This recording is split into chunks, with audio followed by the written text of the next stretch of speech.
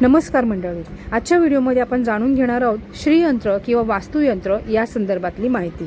श्रीयंत्र हे लक्ष्मीचं सगळ्यात आवडीचं असं यंत्र आहे। याला वास्तुयंत्र असं म्हणण्यात येतं। मार्केटमध्ये अशा पद्धतीचे श्रीयंत्र अवेलेबल आहेत। त्यात मी इथे जे घेतलेलं आहे ते पंचधातूचं श्रीयंत्र आहे। मॉडर्न भाषेत याला पिरामिड्स असंही म्हणतात, पण मी याला श्रीयंत्र किंवा वास्तुयंत्र म्हणते। अशा पद्धतीचं श्रीयंत्र किंवा वास्तुयंत्र आपल्याला मार्केटमधून घेऊन यायचं आहे आणि एक चांगला उत्तम असा दिवस बघून आपण याची स्थापना करायची आहे। प्रथमतः मी याला जलाभिषेक करणार आहे आणि जलाभिषेक करताना तुम्हाला येत असलेला मंत्र किंवा तुम्ही लक्ष्मी मंत्र, विष्णू मंत्र बोलू शकता। त्यानंतर मी इथे पंचामृताने याच्यावरती अभिषेक करत आहे। हे अभिषेक करताना तुम्ही मंत्र बोलू शकता। मनोभावे केलेली पूजा ही कधीही इच्छित फल प्राप्त करून देते।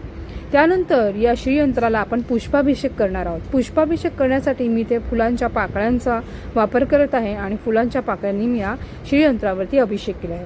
नंतर आपण धूप अगरबत्ती याने ओवाळून घेणार आहोत आणि आपण दिव्याने त्याची ओवाळणी करणार आहोत।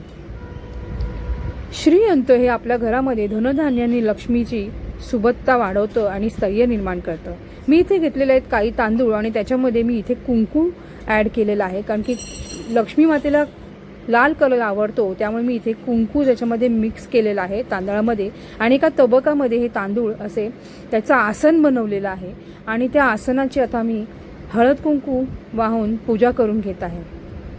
लक्ष्मी मातेला कधीही आसनावरती बसवावे, त्यामुळे लक्ष्मी आपली स्थिर राहते।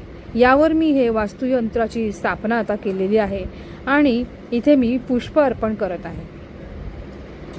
पुष्प अर्पण करताना आपल्या मनातील इच्छा तुम्ही नक्की बोलून दाखवा, तुम्हाला इच्छित फलप्राप्ती होईल। आता अगरबत्ती धूपने आपण याची ओवाळणी करत आहोत, दीपने याची ओवाळणी करत आहोत, कारण की आता लक्ष्मी माता ही आसनारूढ झालेली आहे। लक्ष्मी मातेला कमळ हे अतिशय प्रिय असून त्या कमळाचे बीज मी इथे घेतलेले आहेत। कमळाच्या बीजाची जर तुम्हाला माळ मिळाली तर तुम्ही माळ इथे या लक्ष्मी यंत्राच्या भोवती किंवा या श्रीयंत्राच्या भोवती तुम्ही घालू शकता। जर माळ अवेलेबल नसेल तर हे कमळाचे बीज जे आहेत ते तुम्ही नक्की इथे वाहा, कारण की लक्ष्मी मातेला कमळ बीज आणि कमळ हे अतिशय प्रिय असतात। अशा पद्धतीमध्ये तुम्ही या वास्तूची श्रीयंत्राची स्थापना तुमच्या देवघरात नक्की